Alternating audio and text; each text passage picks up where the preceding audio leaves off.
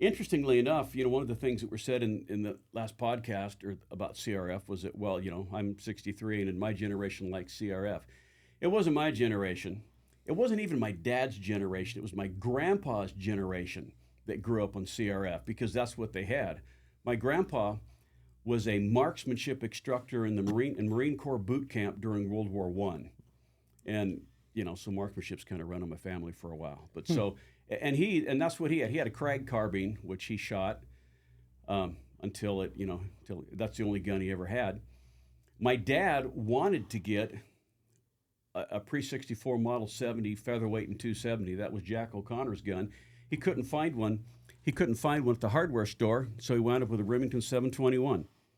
And that is what killed the CRF, the Remington 721, 722, not because it was better, because it was cheaper. It was $30 cheaper back in the late 40s and early 50s. And are those the predecessors to the 700? Yeah, the 721, 722 is very similar. Okay. So the Remingtons were cheaper by $30 than the Winchesters. Yeah. Ladies and gentlemen, this is the Shoot to Hunt podcast, sanctioned by the Shoot to Hunt team based out of Post Falls, Idaho. And now, those of you listening, this is the moment you've all been waiting for. Sitting on your right hand, he's a hot listening, Starbucks drinking, target shooting, cream puff, Jake Boucher. Did he say fucking cream puff? And now, the reigning, undefending, undisputed, front-wearing, 6'5" cream ball shooting, pony riding, yard gnome. Right. Did he say garden gnome? Yard gnome. Avery. Crickets. It's time.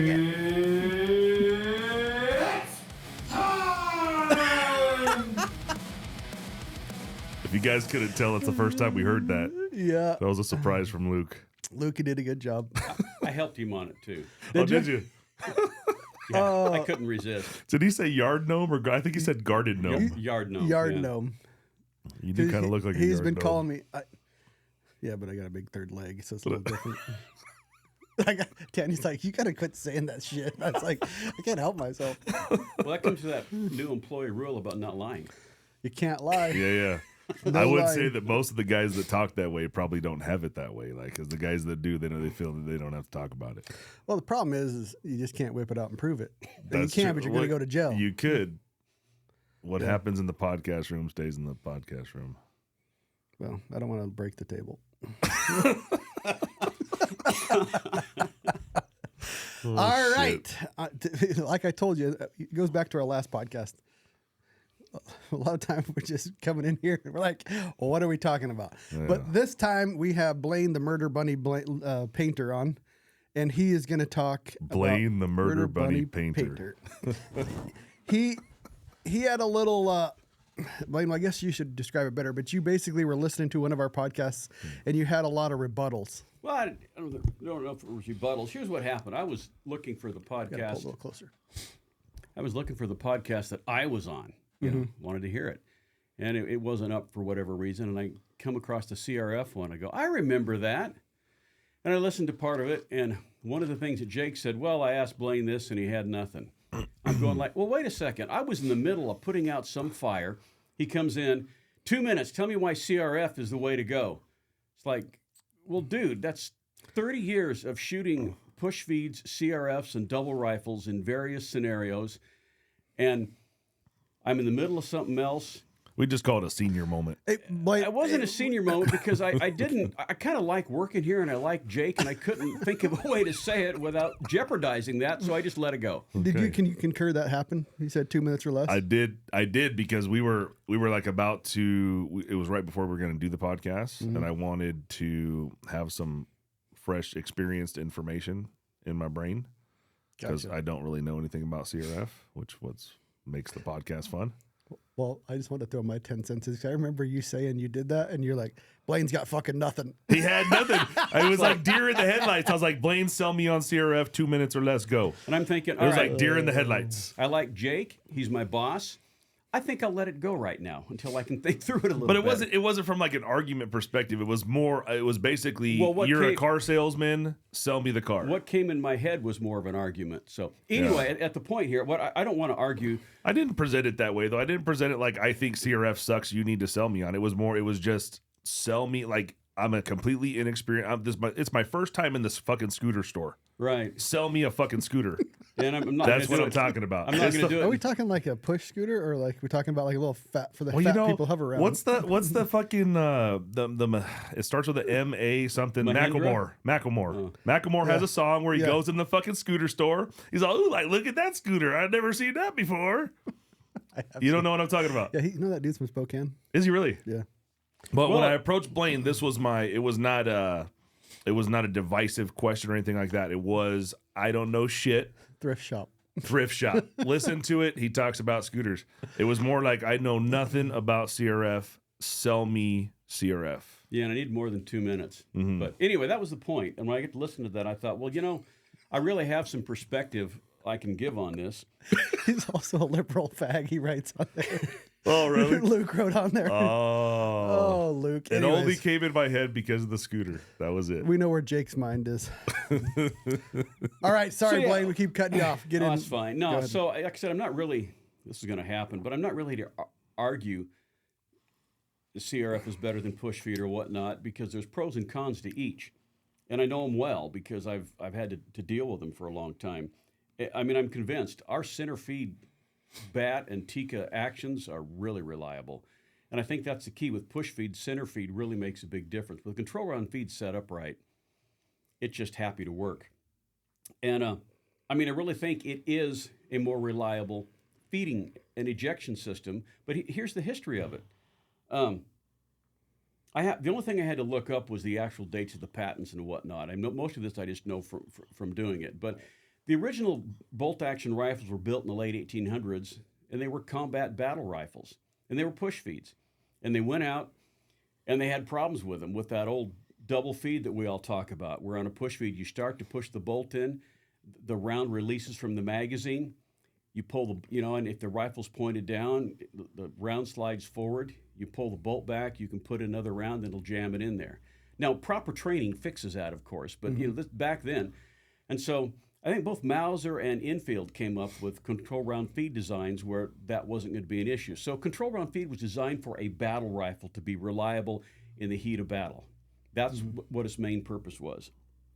And interestingly enough, one of the things that were said in the last podcast about CRF was that, well, I'm 63 and in my generation likes CRF. It wasn't my generation. It wasn't even my dad's generation. It was my grandpa's generation that grew up on CRF because that's what they had. My grandpa was a marksmanship instructor in the Marine Corps boot camp during World War I. And, so marksmanship's kind of run in my family for a while. But so, and that's what he had. He had a Krag carbine, which he shot until that's the only gun he ever had. My dad wanted to get a pre-64 Model 70 featherweight and 270. That was Jack O'Connor's gun. He couldn't find one. He couldn't find one at the hardware store, so he wound up with a Remington 721. And that is what killed the CRF, the Remington 721, 722, not because it was better, because it was cheaper. It was $30 cheaper back in the late 40s and early 50s. And are those the predecessors to the 700? Yeah, the 721, 722 is very similar. Okay. So the Remingtons were cheaper by $30 than the Winchesters. Yeah. Because they developed new manufacturing techniques. It was the round receiver, all this kind of stuff. What year are we talking? $30 in? 48, late 40s, early 50s. So probably a couple $100, $300 by now. Yeah, and people didn't have as much excess income back then either. I mean, my dad only ever had 2 or 3 rifles. He didn't have a safe full of rifles. And I remember one year, he had to go out in the 60s, and he lost his job at the mill, because they shut down like they would do every winter. And he said, well, let me at least spend $4 for a hunting license so I can go get our winter meat. And he spends $4 and goes out and shoots a doe, and that was our meat for the winter. You know, so it was a whole different mindset then. And now we have lots of options. But that is what killed the pre-64 Model 70, is they couldn't compete cost-wise, and there wasn't enough difference. Now, the guys in Africa freaked out because they didn't like the push feed design, but that was a different thing. As far as, anyway, so that's kind of the history of it. It was built as a battle rifle, and it really started transitioning during my dad's generation because the push feeds were less expensive. And they functioned as well in almost all scenarios. Yeah. And maybe if CRF rifles were consistently reliable the whole duration since they were introduced, whereas you have the push feed wasn't as reliable in the beginning, but today's push feed actions are. Oh, I think they are, reliable, and especially, I mean, like I said earlier, the Tikkas and Vespers we built, especially with a center feed magazine, they're very reliable. I mean, you can still double feed it, but that can be trained out of it. And so my personal history with CRF is, and really, I'm only a diehard CRF guy when it comes to big game hunting rifles, and that's based on Remington 700s versus Winchester Model 70s. I was a diehard Remington 700 guy. I would argue long and loud why we didn't need to have CRF and this and that and all that kind of stuff back in the early days of the forums. And then I started having just about every failure that you've read about with a Remington 700. I had failure to feed, failure to extract. I had horrible galling on it, which kind of design issue. I even had an accidental discharge. And I'm going, what the hell? And the final, but I always thought that Remingtons were stronger and more accurate. And they're not. That was just their marketing that they came out with. And I mean, and there's nothing wrong with the Remington action. It's just I got fed up with all the issues. And one day I'm sitting out in the range with a custom Remington 700 with a number 5 contour barrel and 300 Win Mag, and next to it I have a factory stock Winchester Model 70, both in 300 Win Mag. All I had done to the Model 70 was take the spacer out of the magazine box and shorten the bolt stock and extractor so I could get the full length out of it. And that little skinny-barreled Model 70 was out shooting the Remington. Now, that doesn't mean anything. I mean, that's irrelevant, but it just went to show me, okay, it's not the action. So I started digging into it. And probably because initially I had a bad experience. We have to take manufacturing quality into all of this stuff. A poorly built control round feed is going to be a disaster, and there have been a bunch of them. And you can misfeed a CRF also. Oh, it's hard to, but you can. It's required of a CRF that you have the bolt fully drawn to the rear position. But if it's for not, it to function properly, it just won't feed at all. It'll just move the bolt back and forth. That's the advantage of it. You know, we're in a push there must have been feed. something when And we you had the can't- last. Well, you pod- can't throw one in and then slide it over. Well, you can't do that You either. can't. Well, you can. You can't do it on an old Mauser, Right. but unless they have the beveled extractor. And that's a whole other controversy, too. Oh, the beveled extractor is not as strong as a regular one. I don't know. But a Model 70, you can put one in the chamber and close the bolt, and it'll snap over. That's when it's made right. That's not an issue. I don't know if that's the optimum way to do it because you're spring and spring steel all the time. But, you know, it doesn't seem to be an issue. But anyway, so when I went to the Model 70s, I've had zero reliability issues. Now, this is compared to a factory Remington. We've not had reliability issues with our Vespers or Tikkas either. You know, they just work. And, you know, this is a good point to talk about the different types of extractors that are out there. You know, there's several. The Remington style is probably the most fussy. That little C-clip with the little extension on it, that has a narrower how do I put it, narrower range of rim sizes, because rim sizes vary a little bit. I had one particular Remington that would occasionally just leave a round in the chamber because the extractor wasn't the right size. You change the extractor, you can fix that. That little thing could get brass behind it and break, too. Yeah, and it basically, if you think about it, I do agree with you. It's just a little fingernail basically holding on to that end of that. Yeah. Now, you know, if you get a hot load, it works well because the brass will swell into it and it'll grip it pretty well. That's the way me and Jake work. It's a common upgrade to install an M16 extractor on a factory Remington 700 But there's an bolt. issue with that, too. Yeah, and I mean, the Seiko was the first one that they would do, and M16s are better because they're pinned. But it puts a weak point in there. More than that, you have to open up that bolt counterbore. The whole Remington idea was you got this 3 rings of steel where you've got tight clearance between the bolt nose and the recess in the barrel. The problem is that a Seiko extractor, if you keep it that There's tight, your 700 extractor up there. yeah, it's a good example of it. The problem with the Seiko and M16 style is there has to be room for that to open up to go over the rim. So the counterbore has to be a little bit bigger. And so you wind up, whether or not that 3 wings of steel means anything, and it might help with gas control, you just undone it by opening it up a little bit bigger. As far as strength, that's how far that the cartridge goes into the barrel. And, I got a picture of the first Model 70 that I did. That case is all the way up there into the barrel. And with the Remingtons, too, we try to chamber them that way. You don't want a lot of head sticking out past past where the barrel starts. And so, anyway. While you're talking about that, somebody asked me a question the other day that I never really thought of, and you two probably didn't have an answer for it. Is there really advantage either way, and this is on the bolt nose, have it flat or, beveled? Well, I think a coned bolt probably has an advantage because it'll help guide the round into the chamber.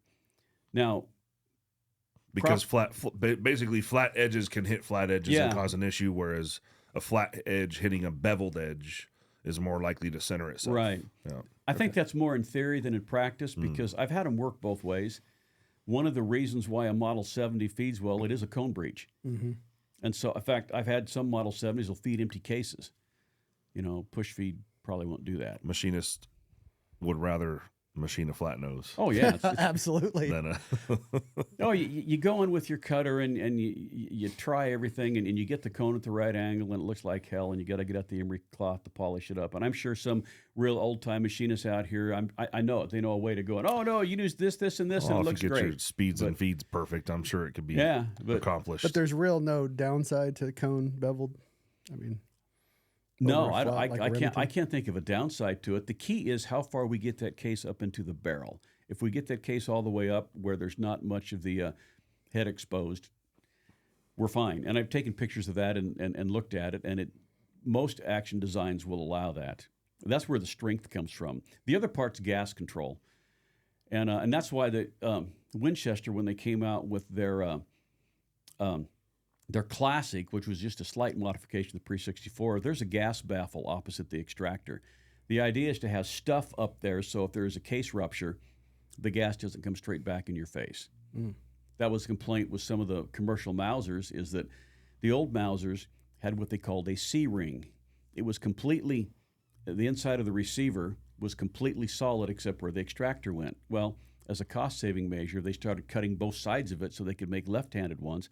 Well, that leaves a big hole right there that gas could come straight back down the raceway. In theory, doesn't happen very often, but it could. So anyway, so we've got the M16 style, the Seiko style, the Remington style, a sliding plate style, which I think was the original style of push feed extractor, and the push feed Model 70 that everybody hated because that's what replaced the Pre-64. That's the one we use on our Lapua bolt face Vespers. They work fine. Sliding plate works good. They all work good. There's a couple types of CRF too. And I know that Bruce and Darrell talked about they had a CRF. Well, it was kind of a CRF. It didn't have that big claw extractor that grabs a big part of the case. Was it like the Ruger one? Well, it control round push feed. I don't know if you've seen that, where the bottom of it's flat. I think Savage had one. A couple companies have. They just machine it flat. The round, it does provide control round feed, but it doesn't provide the type of extraction that the big claw does that everybody liked. Something else that somebody had said is, well, put it this way, it's not hard to get a gun to feed right or have a CRF feed right, because that's one of the things we all acknowledge is that when you swap rounds in a control round feed, you have to make sure it's set up right, because if it doesn't come up under that extractor, you just ruined it. And it's funny. I recently took my 3328 Nosler. That's a whole different thing. Cool cartridge. But so I lengthened the magazine box because I can only get to 8.25 inches with the Wyatt's box in a Model 70 action. That's as long as it goes. Wait a minute. How long? 3.825. Okay. Yeah, I just hear the 825. Yeah. I was thinking, man, 33XC, here we come. Yeah. 8 inches. Well, I think the 33XC might fit on my CZ550 Safari. It may be long enough. It's but- it's 4.35. Yeah, and I think the CZ may be that long. I'll have to check it. But anyway, so I throated it long and I plus P'd it. And yes, I got stupid velocities. I got 2925 with 97 grains of N570 in this 28 nozzler case. And Nothing wrong with that. no, that'll work. Anyway, but the whole point was I thought I'd ruined the feeding of it. After I did that, I couldn't get it to feed. And finally go, okay, I know that Kevin Wyatt figured this out. And I found one of his videos. And it was super simple. I slid back the magazine spring, the Z-shaped magazine spring. I scooted it back about 1/8 of an inch and straked it into place, and it doesn't miss a lick now. It was that easy. What happens with most of these cartridges and most of the feeding issues we see with push feeds is the heel pushes down and the bolt rides over it. So that's either spring pressure or just repositioning the magazine so it pushes it up. That's a good point about that mag spring also, is that if you can get it in the right spot and check your feeding and all it's feeding great, but then the spring moves on you. So staking it into position, epoxying it into position is important if you get something, tuned just right. I was amazed too because literally I thought I'd ruined the feeding on this and made it a single shot. And then when I did that, no, it'll feed those cases just beautifully. Anyway, one of the things that keeps coming up too is about push feed smoothness. Like, so what? It doesn't mean anything. The smoothness, because it's not doing anything. It's just sliding the bolt forward and sliding the cartridge into the chamber. The control round feed may not feel as smooth. I have felt some that have been, but because it's doing more, but it's holding it, So Yeah, in a push feed, you're allowing the round to just go where the easiest flow is. Yeah. It's not going to ride up against the walls if it was held at the back end. yeah. It just goes in as easy as it can. Where the control round feed says no, you're going this way. So, and when you understand why it was built, who knows? Maybe if they'd done better training back in the day. But Why was it built? it was built for battlefield reliability because the probably teenagers in the trenches were double feeding rifles because they were scared. Well, they're holding them at all different angles in a way that the round can literally fall out of the ejection port before it ever makes it to the chamber. Yeah, So they. that's why they came up with it. Shooting rifles for dummies, basically. Yeah, exactly. It was designed to be as foolproof as possible. And pros and cons. Like I said, my bench rest guns are not control round feed because they're all single shot, single feed, and that would just slow things down. And those bench rest actions are big, beefy, strong actions. Why don't we talk about in what scenario you would absolutely want to have a CRF? I think if you went to Africa and you're hunting a Cape buffalo, But what in that situation makes you want a CRF? Why is that hunting situation different than any other hunting situation? you're not going to DRT a Cape buffalo, unless you hit him in the head. It's be multiple shots. And no, I've not been to Africa and hunted. Like we could take any push feed hunting rifle and get multiple shots off. Well, yeah, but that was the idea. In a standing position. If you've got a critter charging at you, you're probably a little bit nervous. And I don't know what, I guess the point is that with a push feed action, we'll just say it's the Vesper, a hunting rifle that we're already experienced with. If I'm standing in off shoulder shooting an animal that's charging me, I don't understand what a control round feed would do better for me because I'm not, like I would literally be holding and racking and holding and racking. Yeah, and the rifle stays level. There's no opportunity for a round to fall out or not go where it's supposed to go. I don't know if you could keep it to shoulder and work the bolt. That is very difficult. Most people wind up dropping it, and that's acceptable a little bit. But that's not the issue. If you run the push feed right, and for speed they teach there are 2 movements: up and back, forward and down. I say no. For a hunting situation, there are 4 movements: up, back, forward, down. You do that, you're not going to have any issues with your push feed. And people would rather have somebody who's experienced with a particular gun than just, I'm going to go to Africa, I'm going to take Blaine's Model 70 that I've never shot. No, that's bad. What error in shooting form is a CRF supposed to alleviate? It's that whole thing. feed. So you shoot, you probably bring it down, you bring it up, the nose may be pointing down, you're excited, you want to get one in as fast as you can, you don't pull the bolt all the way back. So in your push feed, you start forward or you get excited. Well, with the control round feed, if you don't pull it all the way back, it's not going to chamber around either. It's not going to disable your gun. Yeah, you're not going to stovepipe it. You're not going to stovepipe it. That's the real advantage of it. You guys got to come shoot with us for a week with Forum, because literally this is part of his little class. You go back to battle rifles. If you watch and you go back early with battle rifle, when we still had bolt guns as battle rifles, they had drills where they were grabbing it, reaping it. I mean, they ran it like they fucking owned it all the way back. Well, if you go fast forward to today, when we go to the range, what do we see fucking guys doing? They fucking shoot and they work it like it's a precious piece of machinery. They pull the bullet out, they look at it, and I do this too. I'm not going to say I don't do this. They look at the bullet and then they put it down and they slide the next one in. Well, the stress is still there with big game animals, and that's where the double feed does come from. So if you don't work that fucking bolt like you own it, and you don't train, because people don't train nowadays. They shoot 10 rounds, 20 rounds a year, and they go fucking hunting. So if you don't get out there and work that fucking bolt like you owned it, that's where the doubles. If you do that, you don't have that problem. If I was going to Africa to shoot this, me and you were going to Africa, right? Yeah. And we're going to go shoot this big what's the big animal? Cape Buffalo. Cape Buffalo. It would be just like the fucking South Park episode. It's coming right for us. And I'd be practicing racking fucking 3 rounds, standing off shoulder as fast as I freaking could, just hammering it. Yeah. So if you're not going to practice doing that before you take your rifle to Africa, then just don't go to Africa. And that is absolutely the key, is practice. And the PHs that I've talked to will say that. Yeah, they want a guy to show up and be familiar with their gun. And that goes to a double rifle. Because we think, okay, the double rifle is the most reliable rifle, correct? Well, they can have problems too, because I had one. Well, the only problem you're going to have is if you pull the trigger and it doesn't go off. This is the one with 2 triggers. Yeah, well, and yeah, they have single trigger doubles, but most people like 2 trigger doubles. There's all kinds of things. There's a hell of a lot of recoil because you don't run a brake on them. Yeah.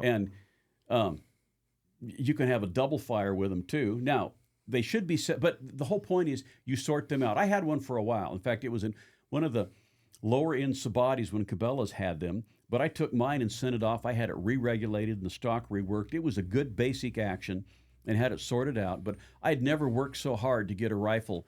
I mean, it was like tuning a 1,000-yard bench rest rifle to get this thing to shoot 4 shots into an inch at 50 yards. It was hard. Because you got 2 single-shot rifles, basically. It's got to shoot the same load at the same point of impact. And we have to have him on. He owns, I can't think of his name, but he owns this company called Happy Antelope, and he does a lot of safaris. He's been on quite a few. Yeah. And he said it's more of a romantic thing. Most of the PHs have, and we got to have him on because I'm naive. I don't know shit about safaris. But he said most of that's romantic, and most people are not using double guns as far as PHs. Well, they can't afford. A cheap double gun is $12 to $15K. That's your Savage of double rifles. I picture it's at one of those college what do they call it, fraternity, right? Like the college fraternity that's been around for 300 years, and 2 guys grab out the little single pistols and they walk paces and they turn around and shoot each other. These are the dudes that are using a double rifle. I will say this, that's though, the romantic part of it. You're right. After shooting it, and there is nothing on the planet faster that you throw it up and go bang bang. I mean, unless the bang bang doesn't finish the job. Yeah, well, then you wish you had 2 more rounds. So there was in the mag. And guys have done tests on this too. That a competition between a guy shooting a bolt rifle and a double rifle just to see 4 rounds, and I think generally this is like generally everything we do 70%. Fastest shot is a low power scope out of a bolt gun, probably the fastest first shot. Fastest second shot's a double.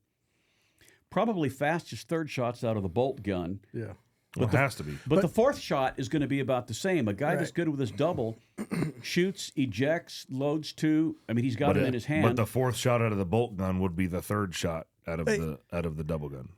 Yes. Maybe. I've done this training. Luke, look up FTW Ranch Elephant Charge. I've done this training. Yeah. They have an elephant. You have a gun. FTW Ranch Elephant Charge. Look it up. You have a gun. They give you a double gun. They give us a bolt control round feed gun.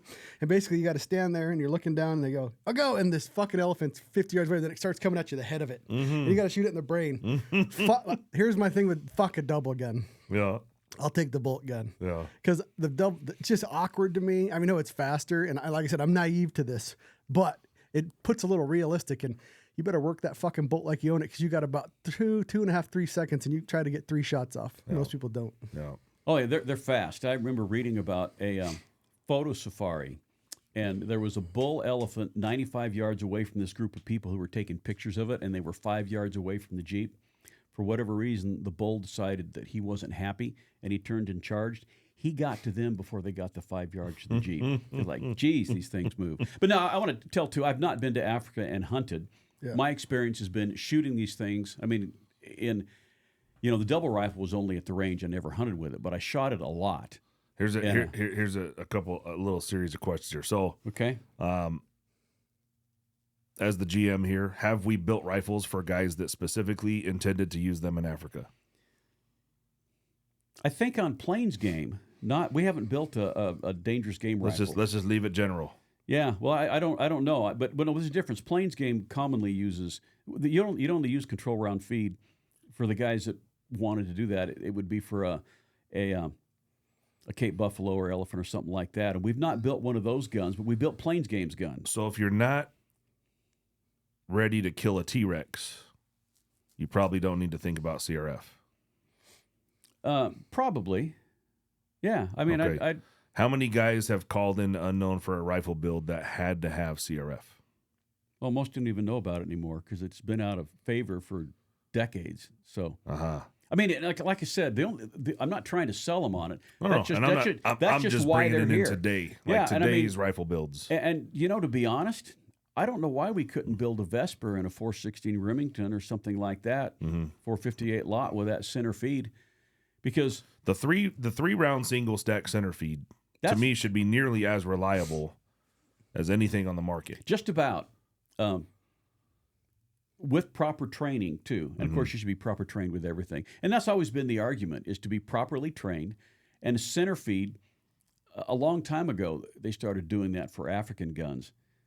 I think, didn't Remington do that on their African safari guns? Didn't they offer a center feed option on their bigger ones? Yeah. Yeah. We had several comments after the last couple of CRF podcasts from newer, younger outfitters that would say, basically they were trying to say that the guys that came in with a CRF gun, they had no experience with their gun. Yeah. They had no practice with that gun because it had a singular use. Like if we owned a CRF gun of some type because we were going to go kill a buffalo, I wouldn't use that gun other than that single purpose. Yeah. So And how experienced can you be with it? You would practice with it, though, and you'd get to know it well. Mm-hmm. Yeah. That's another thing, is you got to practice. With any gun, it doesn't matter what it is. I mean, And we don't. That's the thing we're Yeah. learning. We go back to the podcast where we suck at hunting. When we go to, and I'm not trying to pump us up, but if you go to Shoot Hunt University and you take that course, there's one thing that happens the first day, and you hear it a million times from form: rack, rack, rack, because people fucking shoot, They and shoot then and they they fucking look. sit there. They look. Mm-hmm. They Yep. look. Mason is so good at that now. Yep. He was good at it before, like it was like a priority for him, but now it's even worse. It's like it's instinct at that point. It is, and it's people. You can't just kind of like you say, pussyfoot around. You can't pussyfoot it. gotta yank and keep it on your shoulder. That's one of those things when there's this shooting thing, little drill we do, and it's keeping the gun on your shoulder. Because you're right. Blaine's 100% right. People will shoot and they got to look down and fiddle fuck around with it and then bring it back up to where you should be shooting. You shouldn't be looking at the gun. You should be looking at the target, especially in a dangerous situation. well, there's a problem with that, though, because the recoil of most dangerous game guns is such that if you have a short enough pull where you can operate it from your shoulder, you might get smacked in the face with a scope. And that's one of the things I was asking the guys on the Africa hunting. Wait a minute. What are you saying? Well, we don't run brakes on dangerous game guns because you don't want to deafen your pH. I mean, that had been the trend. And I guess they still hate them. So you're going to absorb the full 50 to 70 foot-pounds of recoil from one of those guns. So first thing, you better get used to shooting that much recoil. And you can. You have to work up to it and don't shoot it prone. You're not going to shoot one of those prone. Right. But you work yourself up to handling that much recoil. And longer pulls usually go with heavier recoil because the gun is going to rise up a lot. And you try to prevent that. You want it to come straight back, not up. Again, some of this is naive to me because I haven't done it. So I don't want to claim to be an expert. I mean, I've shot larger caliber guns, 416s or 458s. Shot a 470 Nitro one time, or twice actually. And so you can get used to the recoil. But because I asked the guys on the Africa Hunting Forum, I said, hey, what do you guys do? I mean, I said, I cannot hold my big guns on my shoulder and work the bolt quickly. If I drop it just a little bit, and a lot of the guys said it's okay to drop it. The key is to be efficient with what you're doing. When we talk about the need for control round feed to eliminate errors in feeding, right? It really sounds like it has more to do with the size and recoil of the cartridge that a CRF rifle tends to be versus actually needing CRF, right? Like, because you just explained it. I cannot shoulder what is a typical Cape Buffalo. 416 Remington. So 416 Remington, I cannot keep that on my shoulder and continue firing without bringing it down to rack around. Yeah. Well, that has more to do with the size of the cartridge because of the animal you're trying to kill versus the actual need for CRF. It's because of the cartridge. I think that's part of it. And I'm sure there's experienced PHs and African hunters that are probably freaking out now with what we're talking about. Yeah. But because I've not been in a dangerous game hunting situation. Any of these Cape Buffalo videos that I've seen that seem like they're going bad in the situation, right? Or like the buffalo's charging or something like this. These motherfuckers have like a team of guys standing back there guns behind the camera with 4 or 5 double guns ready to drop the buffalo 5 yards in front of the hunter. That's why they let guys bow hunt for them, It's because of that. They literally, he sits back, I poked it with the bow. And then it took 10 shots of 416 before the buffalo fell. Yeah. We didn't kill it with the arrow, dude. Yeah. It was the team of guys behind you ready to drop it. Yeah, and that's a good point, too. That's the argument about you can't not needing a stocking You can't gun. go to Africa to shoot a Cape buffalo by yourself as a Westerner, right? No. You can't. right there. See it? It's coming right at you. It's coming right for you. Boom. Go back that again. Just go back like 10 seconds. Yeah. And that shit makes you feel it.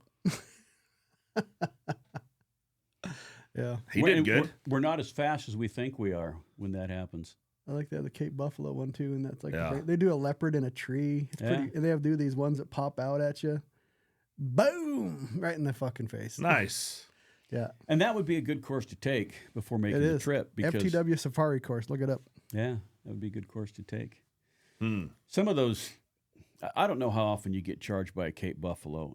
I know that there was a period of time where there was a certain guy publishing a lot of videos, and you swear he was provoking the charge. Hey, as a guy that wants to go to Africa and kill one yourself, I don't really have that desire. Tell me, what is the desire behind wanting to kill a Cape Buffalo in Africa? Yeah, I don't know.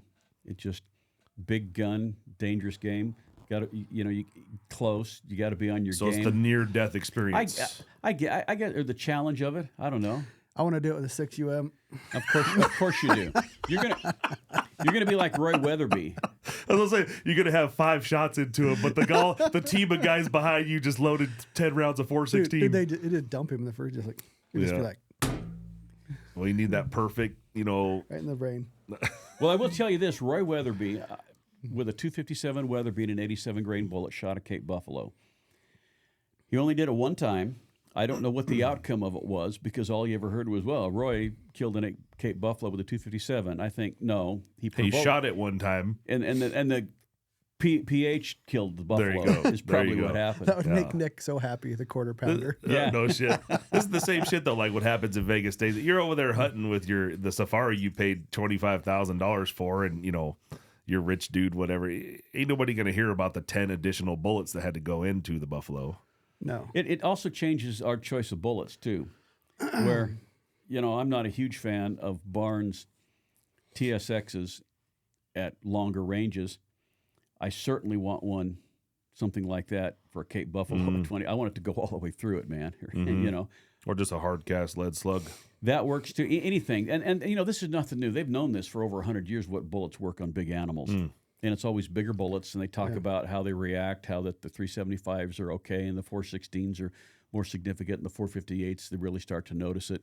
But, like you said, you're not going to be – you need to shoot the gun you can shoot well. They'll all say that. You can shoot well and you can practice with. So anyway, that's kind of the CRF thing. It was – I think the history of it's important and why people moved away from it because, let's face it, like we've said, 99% of the time, we're not in a situation where that provides a significant advantage. And wouldn't you agree that the number one bitch is the double feed, correct, with the center feed? Yeah, feed. There's some other design features that usually follow with a CRF that are good too. The mechanical ejector is probably more reliable than the plunger. Yeah.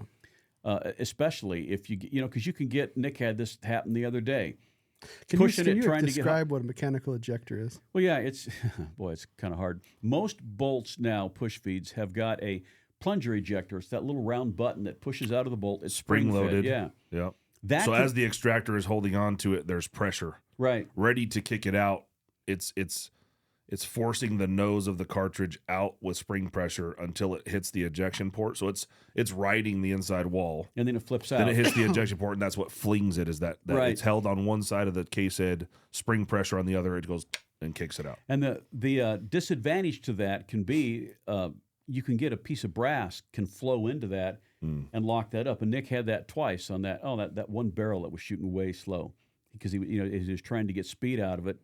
He Yeah, it's some brass flow. Yeah, it's some brass flow. And we're on a Model 70 bolt, for example. It's flat faced. There's a slot in the side of it, and the ejector is actually at the back of the action, and it's spring loaded so that the bolt rides over it. But as the bolt comes back, this thing slides up into the slot, and with the force at which you pull it back determines how far it throws the case out. So that is a more reliable system. They don't tend to put that on push feeds, opting for the plunger. And I think that would be, that's a good picture of it. The plunger. There, and if you scroll down, you'll see the ejector slot on the Model 70 bolt. It's on the far right. On your right-hand side, below the big Or wait, picture. there's another one. Yeah, right there where it says ejector slot extractor. Top left. So that thing physically comes out and pops it out. Yeah. Yeah, that one. Can you see the slot there? Yeah. Yes, the ejector slot. It goes through the bolt lug like that, and guys will argue, "Oh, that weakens it." Well, yeah, Model 70 seemed to handle blowups just fine, like anything else.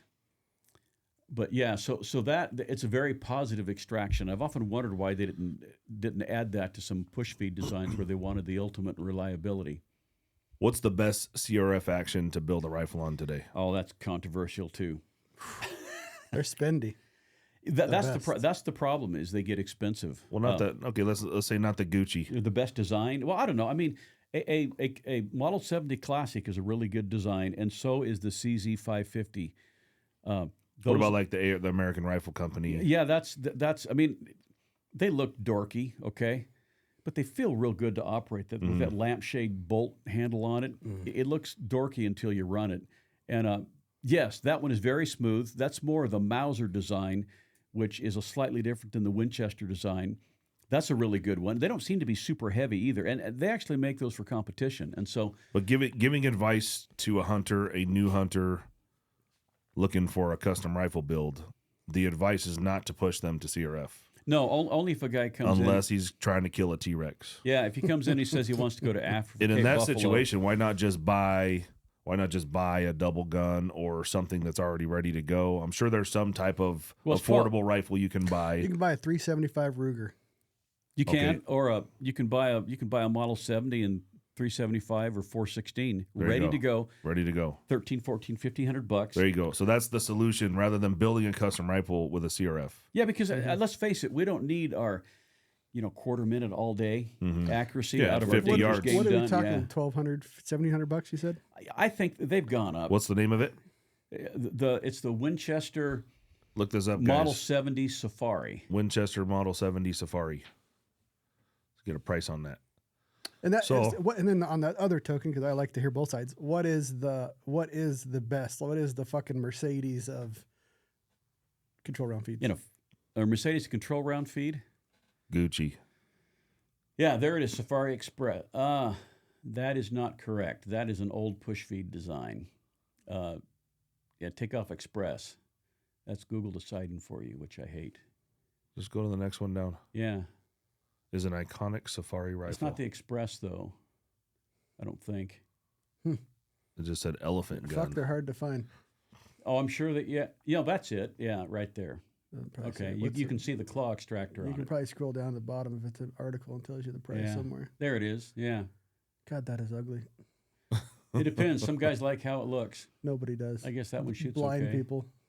But 416 Remington, 9 pounds. Ooh, and that's some snap.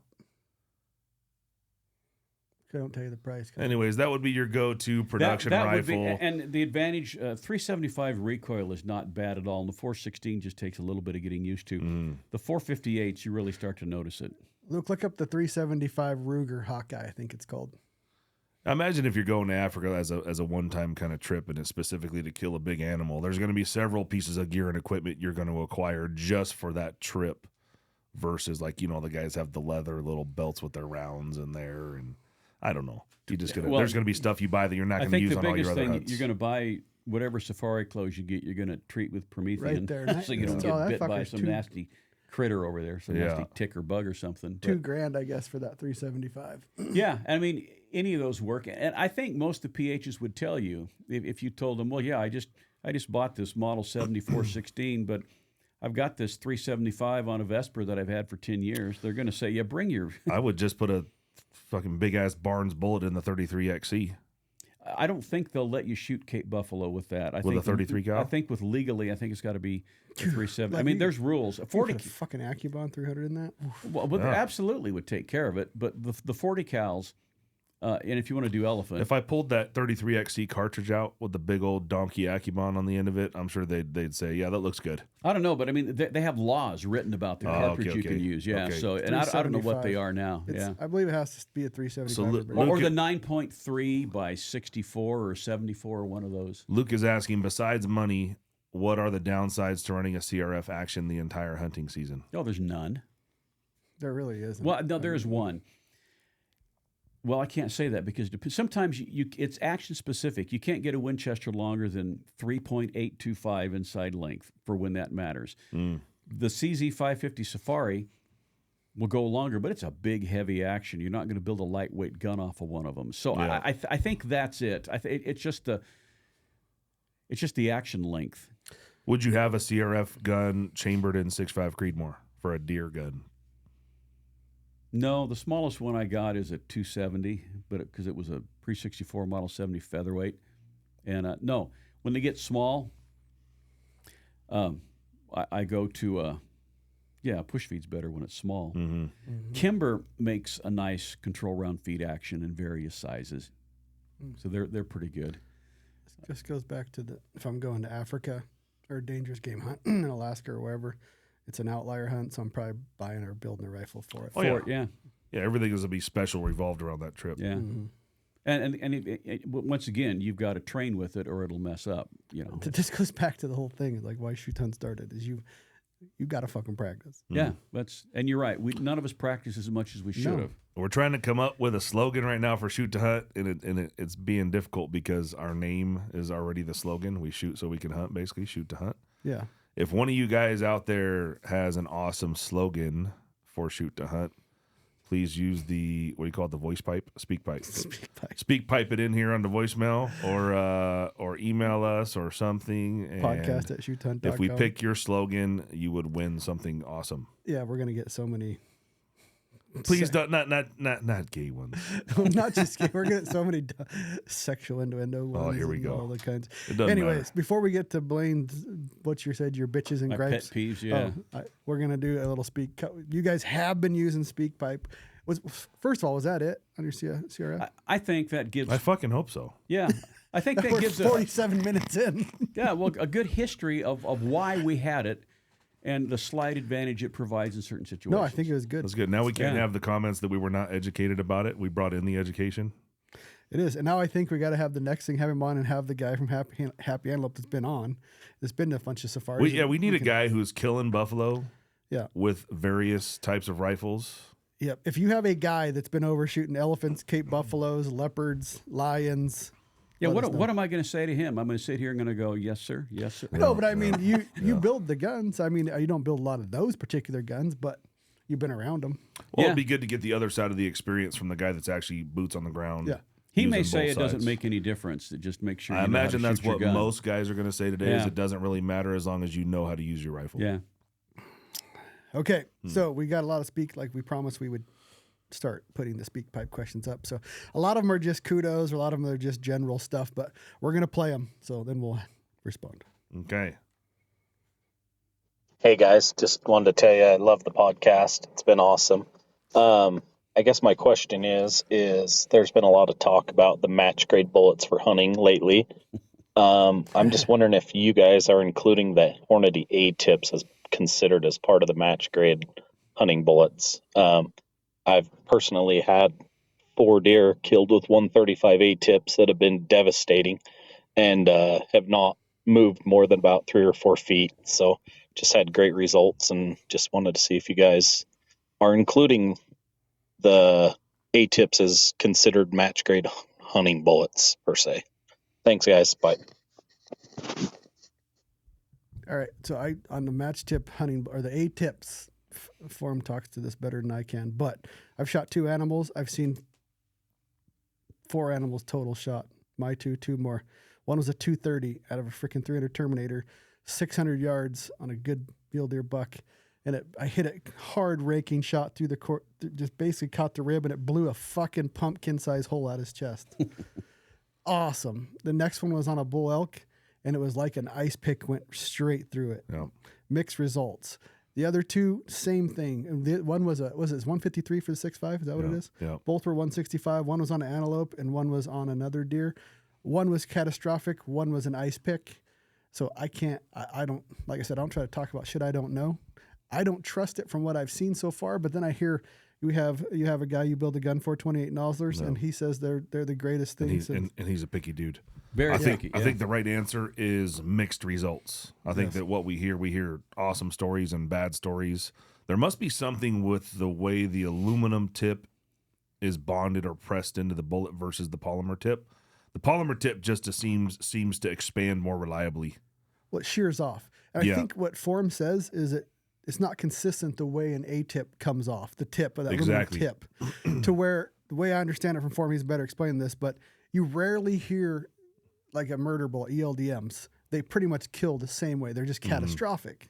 There's no penciling through, to where he says if that tip doesn't come off at the right time, the aluminum tip doesn't shear off at the right time, or it stays on, it's just going to zip right I think through. it takes more effort to shear off the aluminum tip versus the polymer, obviously. Yeah, and that's a bullet that I steer away from just because you have better things, you have better options.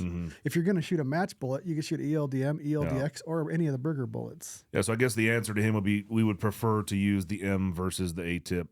There's always an option for an M that goes along with the A tips. However, the A tips do have better BCs for the most part, but not a good enough. And the incremental improvement in BC from an 830 to an 840 is not giving you anything in life. You won't. You It's can't. nothing. You can't shoot the difference. So don't choose. We would choose the M bullet over the aluminum tipped bullet for reliability purposes. You know what's interesting on this, though, is because I have this conversation with guys every day.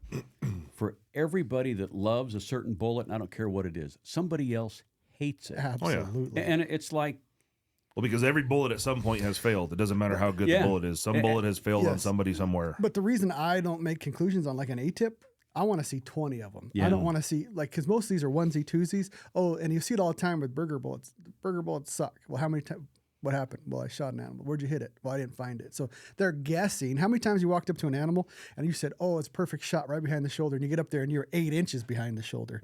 So you don't actually know what's happening. So I want to see a big body of work before I make And a you don't decision. want to be the one to lose 20 animals learning how a bullet performs. Correct. You want to hear it from other people. well, but- yeah, and that's the issue is that even no one of us has enough experience to really be statistically significant. Even Ryan, as much as you've done, but when you look at 100 years of hunting I don't and think shooting, Ryan actually kills things anymore. he's just what helps. He tells me I he's going to watched- kill all kinds of shit and then comes back with nothing. Yeah, but He stares at 320 bulls and laughs in their face.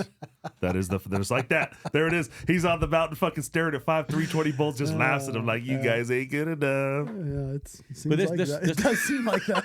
this whole conversation has been going on for 100 years. Yeah. And I mean, it has never ended. And, you know, I think in my own experience, shooting, I don't know, 30-some deer and hogs, which is not a lot, but just about every type of bullet you can think of, I've shot them with. And guess what? Every one that went right behind the shoulder, whether it was a Barnes TSX, a Sierra Game King, a Hornady, whatever, an Accubon, they just fell over dead.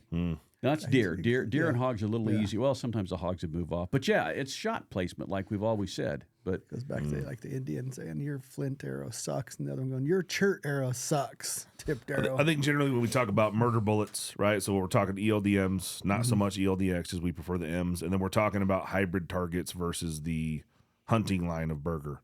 So as we're promoting bullets or saying, "Oh, this is what we would use. This is what we believe to work reliably," we're talking 180 hybrid target, 215 hybrid target, 230 hybrid target. Yep.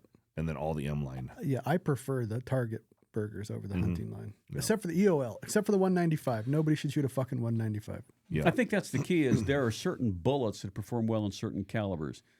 Like we know that the 210 ABLR performs really well, whereas some of the other ABLRs don't. You know, so it just seems, and the sad thing is it's all anecdotal evidence. Yeah. I think maybe an AccuBond at closer ranges is probably the most reliable bullet if you can get it to shoot. Well, partition's most reliable bullet. Right, a partition. Yeah, you're right. Next All right, speak pipe. Next speak pipe. Hey, you guys listen to this? Sure I are. could not believe when you said on that number 41 here that you've had one comment. That's ridiculous. You know what else is ridiculous? You've had like a couple of comments on the website underneath it. It says leave a comment. I don't know, it's all getting redirected. Anyways, I was going to start this out with, We're being shadow banned. brother. Anyways, I just want to say thanks to you guys. Thanks for having Form on. I'm one of those guys that downloaded those podcasts and listened to them like 3 times. Nice. Still wrapping my head around it, but I'm learning a ton.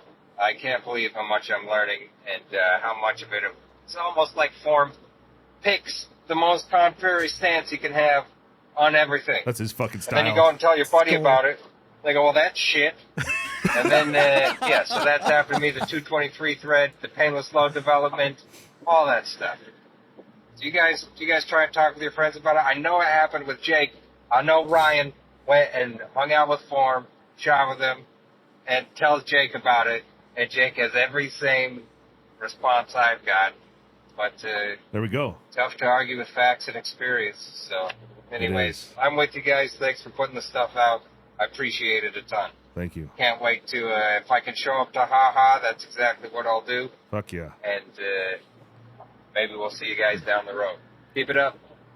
Thank you, sir. Yeah, thanks for that. That's a good one. And Don't miss haha. We are getting signups now. it's limited, and I'm not. And it was, I keep saying this about the shooting school Yeah. where we fucking sold it out. We're already into 2025 on the shooting school. Yes. HaHa has a limited number 2 of people that can actually attend it. Yeah. So once it's full, it's full. Well, that can attend the classes. There's a lot of shit going Yeah. on. We keep adding vendors every week. We've added stocky stocks. We've added mountain ops. We've added gunfighters. So everybody's kind of coming on as we go. It'll fill up more towards May. This is May 4th and 5th. If you even think, we'll give you a refund up until 30 days before. So if you think you're going to come, sign up. If you sign up for the whole gamut of 10 classes, we're going to be doing some special shit Friday night before, meet and greet, that kind of thing. So yeah, get signed up. Yep. And then Form has kept me up at night too. So me and Jake and even Blaine a little bit aren't the only ones that when you listen to him, you're like, Yeah. what the fuck? And then you get into it and you're like, well, maybe he has a leg. To Every stand on. time he fucking comes, him and I got to sit here and argue for 20 minutes before we can actually start talking about shit. Right? It's like a 20-minute right here, and he thinks I don't really get heated about stuff. He thinks like it's like a heated thing, and I'm gonna get upset or whatever. But it's just like I'm pretty firm on if I believe something to be accurate logically, like I can be firm on it. Or if I have experience with something, or I know something is supposed to work a certain way. Yep. Just like with the whole hot bore, cold bore, I just knew there would be a difference because there has to be, and that's what started the whole. Which that should be coming out. So Luke has been working on the video for the cold bore hot bore challenge. We're compiling all the data, trying to present it in a digestible way. So stay tuned for that. That'll be coming soon. Have we talked about the next myth we're going to bust or not bust? Which one was this? This is whether Blaine will have a shitter when we talk about this one. Does ammo prep matter when you reload? Yeah, so we're gonna let a 2-year-old load some ammo, and then we're gonna let unknown load some ammo, and then we're gonna see if there really is a difference between the two. Yep. What are you doing? Like, what's a waste of time? What's not? When I said 2-year-old, I meant Ryan. I'm 1.5. Hey, I don't load ammo anymore. That brings up a good point, though. That's one of my pet peeves. Oh shit. Is that, well, gee, if I buy ammo that's carefully and precisely loaded, it's going to shoot good in my gun, guaranteed. Like, no, if your barrel hates that load, I don't care how precise it is. On the other hand, if you have a barrel and the 2-year-old loaded ammo, if it's in the know to where it's going to shoot, it's going to shoot. And the whole idea behind our load dev and the stuff that we offer is to tune it to the barrel, because barrels change over time. And with the level of accuracy people want now, you just can't. I've had guys say that, we'll just load me up some stuff. I trust you. I go, look, it's not a matter of trust. I have no idea what your barrel's going to like. They generally like things in this category, but I mean, I could be a grain off. I could shoot terrible. Well, there's a production rifle guy and there's a custom rifle guy. Yeah. There is a factory ammo guy and there is a custom ammo guy. And there's a bench rest shooting guy. We know that we literally have Hornady on the podcast who explains to us that load development is simply hitting a target pressure with an available powder. That is as far as load development goes for production ammo. Factory ammo off the Cabela shelf. Yeah. So they're trying to hit a certain pressure that will likely shoot well in a variety of guns, but the odds are that it doesn't. Hornady has these calls all fucking day too. I guarantee. I bought your box of ammo off the shelf. It shot like shit. Well, here's some more ammo. Yeah. What are you gonna do? Yeah. So anyways. This goes back. I mean, it goes into so many caveats of what matters and what doesn't. And that's the key. When I get guys that are concerned about getting that last 0.2 of an MOA out of their hunting gun, it's like, why aren't you out shooting rocks and stuff in the woods? That extra 0.2 MOA in your hunting gun isn't going to matter. When you're a 2 MOA shooter. Well, but we all are in the field. matter. I mean, crud. Is that all the speak pipes? Nope. Oh, more speak pipe. Let's see. Leave some messages. Let's see. No, not that one. Few episodes have been pretty awesome, especially with Form, but they got us out here in California, which is a blue tip state. And by that, I mean monolithic, wanting to shoot the hell out of these ELDMs. So what do? Paint the tips blue? Pluck out an LRX tip and try to swap it with a Hornady tip? Or is there a decent monolithic option out there? I couldn't care less about monolithics anymore. I'm thinking about rolling some ELDMs and just begging for forgiveness, if you know what I mean. Unless you can steer us back to legal. I would say, not that we're recommending this as a business, but I do know of guys who like to carry a couple lead-free rounds in their pocket and maybe something different in their rifle, and that seems to get the job done. I've come across a bullet that I'm getting excited about, and that's what Sam McGuire's make with McGuire Ballistics, and he's done constant development. And that was that one, the test case that we have. Okay, we've had one. We've done 2 load developments with them, and they've all shot sub half minute at 650. Really good. The 169 7mm Copper Rose is a 750 BC, no kidding for real. Come out of a 7 PRC at 2970-ish. Well, we had a customer, you remember, bought that gun, went out without load, shot an antelope at 500 yards. Okay, what is that, a 100-pound animal? It's already killed a couple more animals since then that he sent me pictures of. Yeah, and this is Jim Rogers' rifle. Well, anyway, it's on the antelope, what, an 8-inch hole, exit hole? So they're expanding, and that was at 550 yards. I'm thinking that might be the way to go. And, there's hammer bullets, too, and they're probably better than the Barnes. I know Hammer got a big Weatherby contract, for Weatherby ammo. I think Peterson's making the brass for them, and then they're using Hammer bullets. But I would push people toward Sam right now from what we've seen so far, because they seem to expand. And this is coming from a stance of if you don't have to shoot lead-free, don't kind of stance. But if you do, then Ryan's on the fence. That's why he's so quiet over there. I'm not on the fence. I got no comics. I don't even know what I'd do. I would move out of California. Oh, that's the best advice. No, the best advice is plead the fifth, because I already know what I'd be doing. You would be doing my first recommendation. Be something. As I said, we're not recommending this as a business, but I do know a couple guys who handle that situation this way. I know of a guy that massacres animals, especially pigs in California. And that's all I'm going to say. It's not with a lead-free bullet. Well, yeah, that's the dumbest shit ever. Oh, it is. California, there was a huge market. We'd think, it's a liberal state, but yeah, it's 40 million people. That's the second biggest state on Rockslide. Yeah. California. Do you know that California has more people than the entire country of Canada? Should we invade Canada? I think we should. What does that have to do? Come on. It'd be California versus Canada. No, dude. There's more people in I California. think they have something like the smallest standing. It'd be like a day and a half. They'd just give up. It's like the French, Well, there's not even any guns anymore. and most of the guys would be for it. What? What do you have against Canada? No, I just want their resources and their animals. Oh, okay. So you're like an alien. No. You want to come down and consume all the resources. I just not an illegal alien, but we could evade. We could take it for like a day and a half because most of the people are just going to say "fuck it." We want to be Americans too. This reminds me here. You said Hornady had kind of some new products announced, and we did have. It may have not been a speak. Was it a speak pipe, Luke, or was it email about that new speak pipe? Okay, maybe on here. Let's do this last one and see what happens. Okay. Hey guys, love the pod. Keep up the good work. Quality content. Thank you. Just reaching out to see what thoughts were on the Hornady's new ELD VT bullet. Yeah, it was this one.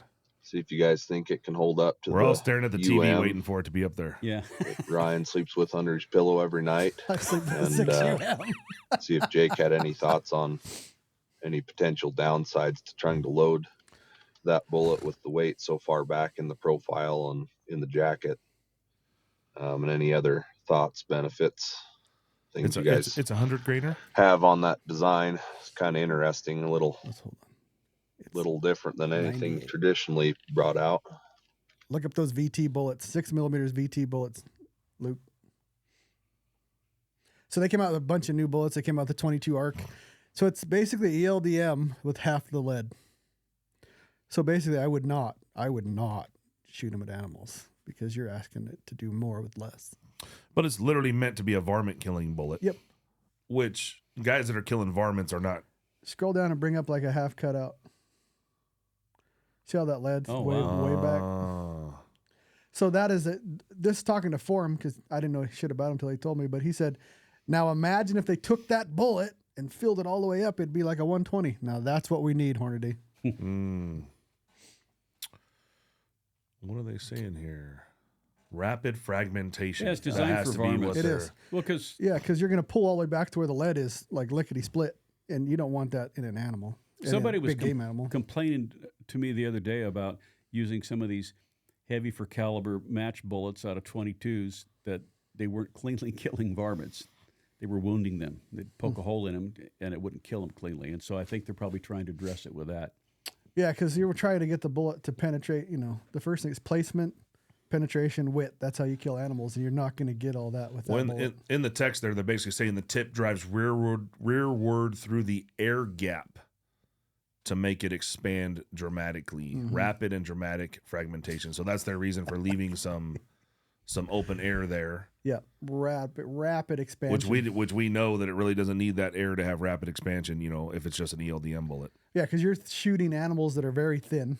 Yeah. Very thin. If you're shooting at elk with that animal, I don't think it's This is kind of like the sub. They make that sub X bullet specifically for 300 blackout subsonic rounds that expands down to, I think, 500 feet per second.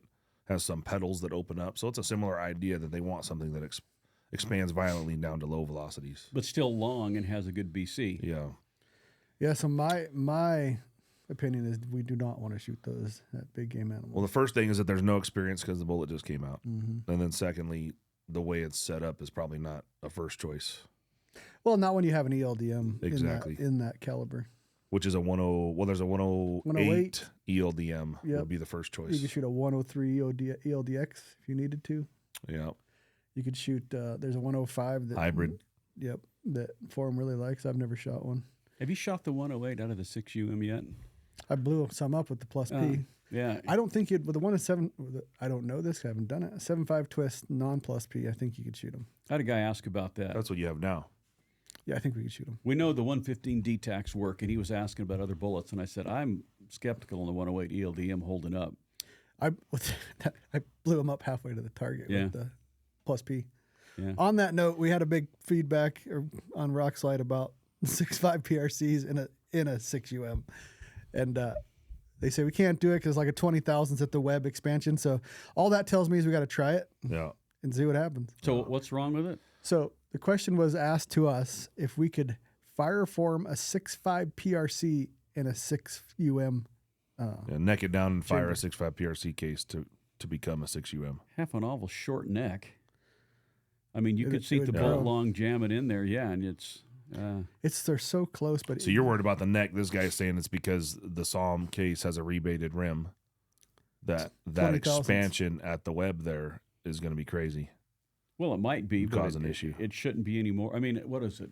I think ours are 552 at the 200 line, and I think Alex Wheeler's is 552 or 553 or 551, something like that. So they're real close to the same diameter. I don't know if that would be a problem. One is a rebated rim and one is not, though, so it has to be Yeah, a but the difference. rebated rim doesn't really change anything because the head size and all the meats around that. we're so. myth busting. We got to fire one. Yeah, I we'll mean, we'll send up to Nick. it's fun to speculate, but until we shoot it, we don't know. But I would imagine the neck could come out short because I'm pretty sure somebody fired a 6.5 PRC and a 6.5 Psalm while we were elk hunting. It's still killed. And it still hit the elk because the neck was all flared out. Yeah, we don't know if the brass was usable after that, but it did No. happen. Oh, yeah. So but I like it. We'll have Nick shoot it. I said Nick will be in his shop with a string out there. Yeah. Yeah. That was it. Real quick, we got an hour and 8, but what are your bitches and gripes? Well, the one I wanted to bring up now is we're building more competition guns, which we're glad to do. That's kind of close to my heart. A lot of first-time competitors are coming in and they're trying to build something that's way out of what the mainstream of the successful competitors in that discipline are doing. And that's not a good way to start. The best way to start is there's a reason that those guys settled on that particular equipment and everything. At least start there. Then after that, one guy, a good example came in. He's a real good guy. Like him a lot. Some guys just like to tinker and be different, though. Well, but here's what happens. They come in, they tinker, they're not competitive, and they quit. And so one guy came in and he wanted to shoot a 6.5 PRC chassis rifle in F-class. Okay, I don't shoot F-class, but I know enough about it. I just told him no. He goes, well, what do you mean? I go, that's not what those guys use. Those guys are shooting 7.65 PRC, right? They're 7.65 PRC, 7 Psalm, and 284 in a wooden stock. And anyway, so I finally talked him into doing that, and he did. He got a proper stock and a proper barrel, and we chambered it for him. He's doing really well. Another guy came in.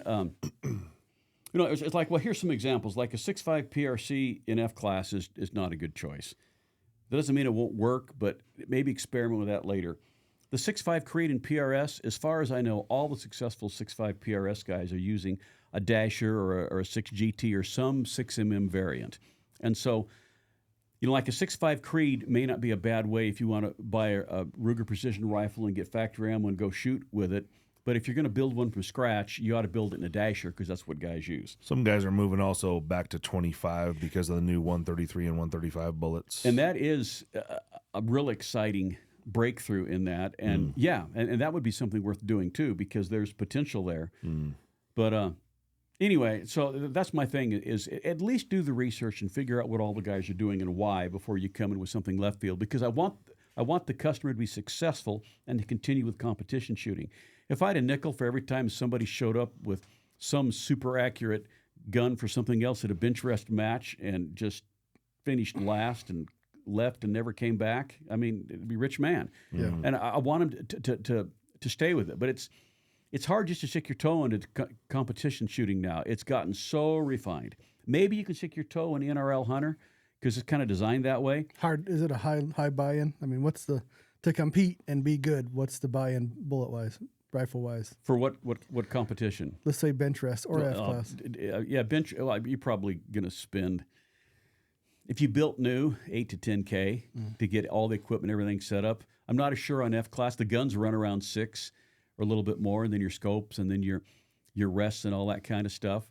And if you don't set up with good stuff, you won't be successful and won't stick with it. And even PRS guns now are coming in at what?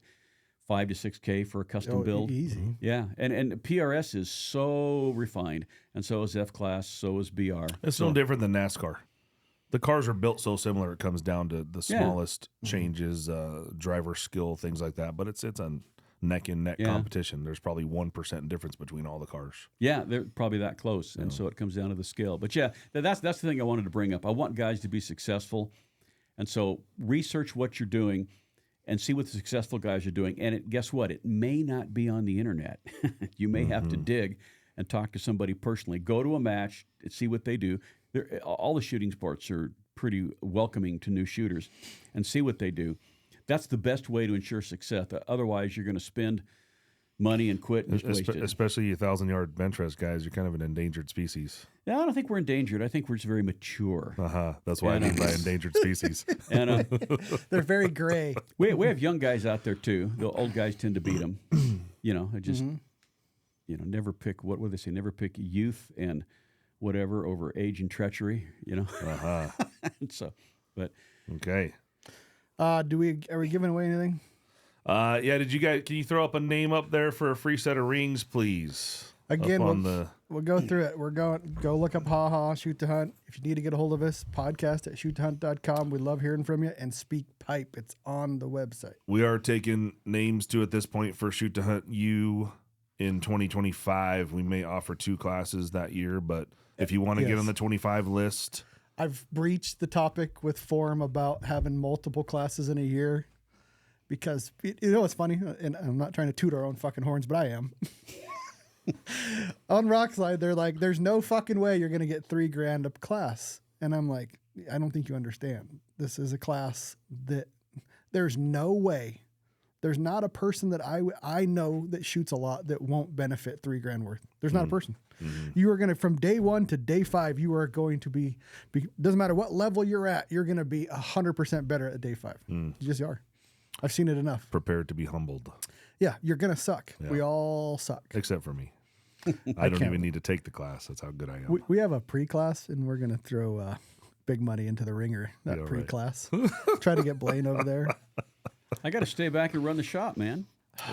Yeah, that's the problem. Oh, we did add, so we did decide to do an in-person reloading class after so many requests. It's going to be June 1st. Saturday, June 1st. June 1st. I'll get it put up on the website if you guys see that, on the Unknown Munitions website.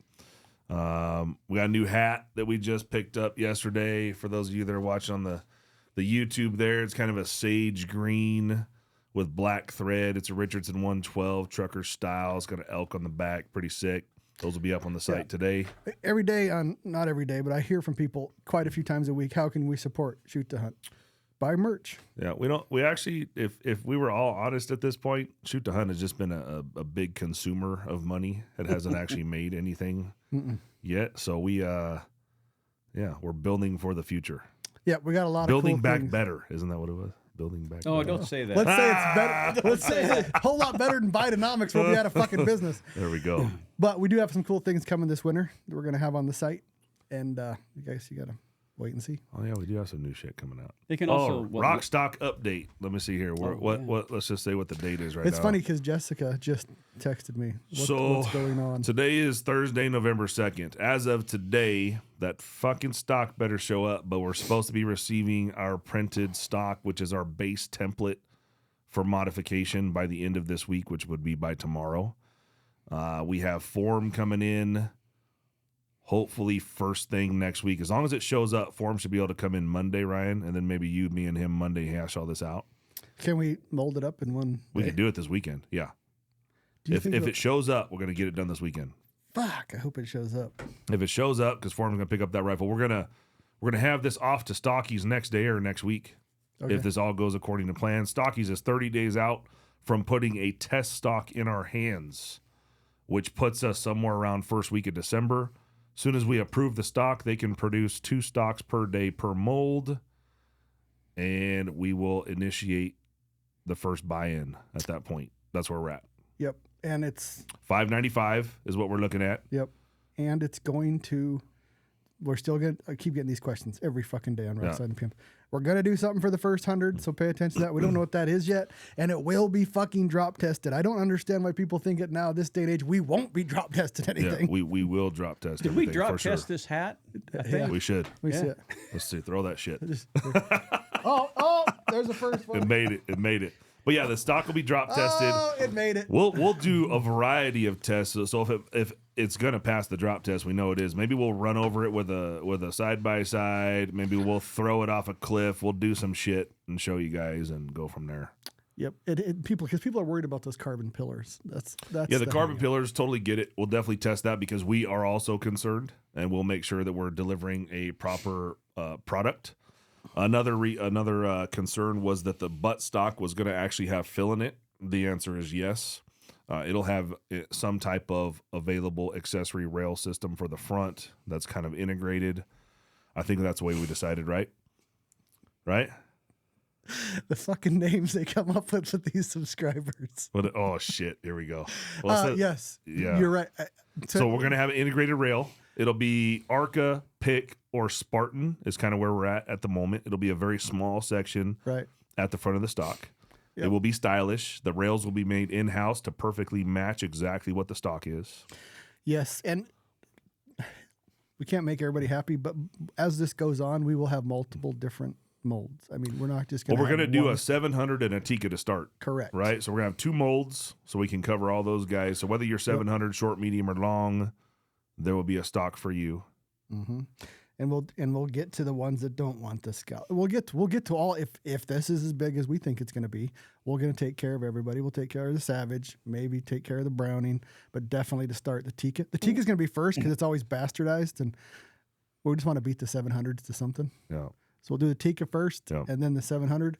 And once the pre-orders start coming in, and we can buy more molds, because like I said, this is not a small lift. This is expensive to get these stocks made. In the Winchester. Maybe like way down the list. Well, it's always those guys. So it's the lefties, it's the Brownings and the Winchesters and the what else? The Rugers. What else? Yeah, the Rugers and the fucking Howa. The Howa. You're like, what? Are you guys going to offer an inlet for a Howa? Well, not one time in business history has somebody asked for us to build on a Howa. Have you had a Howa in here to fucking get rebarreled? No. Not rebarreled. No. We've threaded some and some stuff like that. But nothing major. But it's that guy. It's the Howa guy who wants to know if he can put this stock on his Howa. That's so true. For those of you that are in the market for some type of rifle, just buy a fucking Tika. Don't buy the weird named one. Then you have some options. We can offer it flat. I mean, a Tika $650, $700. Buy a Tika. You watch put a rock stock on it. Hey, Black Friday's coming up, and fucking there's a lot of sales on Tikas every Black Friday. There you go.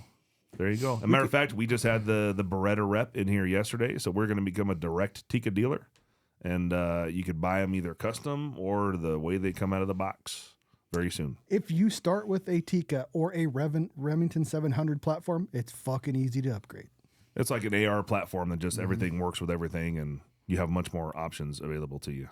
Another solution is we can offer a flat top. That way, for anybody that's diehard that wants to do something weird. Well, I'm sure there's going to be gunsmiths out there that have their own. That's probably how they order all their stocks. They do everything in house, and that's great. So Tika's a little harder because of the recoil lug and everything else going on. You know, that Tika recoil lug works way better than I thought it would. I'm really impressed with it. Yeah. It's like they thought it out. I know.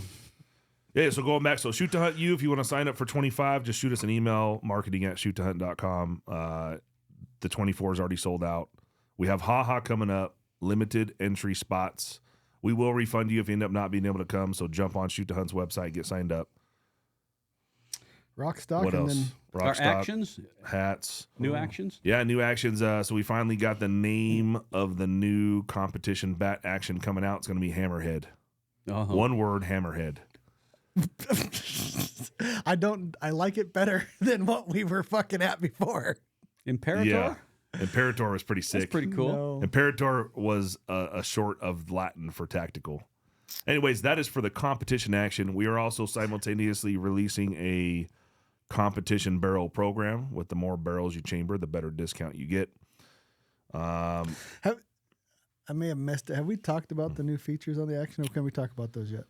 Well, we're just going to say it's going to have a 75-degree throw. Okay. So is the Vesper short that's coming out in January also. That's what I'm excited It does have the competition action does have another substantial feature that no other competition action has, and it can make you faster. I'll just say that. We want to wait to release that detail until the action comes out. So just, I'm just dreaming here, but I got this new Ace 6mm barrel. Oh shit! Right, I got this 24-ounce Vesper 75-degree throw coming. Yes, and a 25 or less ounce rock stock. Oh yes, fuck. Yeah, it should be pretty light. Oh, and it's all the thing about the Vesper, and this is another talk about pet peeves. We're getting long here, but if you buy a fucking action today and it's not integrated, you're an idiot. Yeah. Well, I mean, there's a price point difference there too. Like, if you're on a budget, you're on a budget. Okay, but buy a fucking Tika then, and you can just put our fucking rings on it, and you're still the same. You don't need a rail. Yeah, but this day and age, if you're buying a custom rifle, save a few dollars more and get a fucking Vesper or any action that's totally integrated with the fucking recoil lug and the rail. Yeah, definitely. That's that's my only pet peeve. Yeah, so those are coming out. Premier rings. Premier rings are back from Anno in 2 to 3 weeks for the most popular sizes. If you're watching YouTube, they're out here on the table. This will be how they'll be delivered. There is a full grade 5 machine titanium clamp and recoil lug. Levels still built into the base. All 7075 aluminum. All Anno mil spec nitrided hardware. 1 inch wide. In other words, 1 inch girth, not a 1 inch scope diameter. And it's been fucking drop tested. When we will drop the rings here in a minute, Luke assures me that within the next couple weeks, all the marketing videos will be done showing what these rings went through before they were to reach your rifle. And they are fucking secure. They're good looking ring too. And they're 4.5 ounces. Because we paid the extra for the titanium clamp here, we're at 4.5 ounces total for the pair. And again, this is a 1 inch wide. This is the equivalent width to a Night Force 6 screw ring. It's not a 20 mil wide like most other rings are on the market. So these are added security, Magnum security, all that good stuff. But thoroughly fucking tested is what they were. So I'm happy with that. Look good. Yeah. This subscriber. So you won a set of rings. Oh yeah. So yeah, we'll give a set away every podcast. The winner is Jace McFetridge. McFetridge. I guess. You sure? Fuck no, I'm not sure. Well, let's get it here. Let me see. Jace Let me see. McFetridge. See how you did. Hey, that was good. I don't know. Good. I swear, I don't know. You haven't been on some of these, but those two guys, Luke and Rhett, will find the most fucked up last names for us to pronounce. I swear. Hey, Machaney is a fucked up last name too, no? Oh, I could. Machaney'd be easy. Yeah.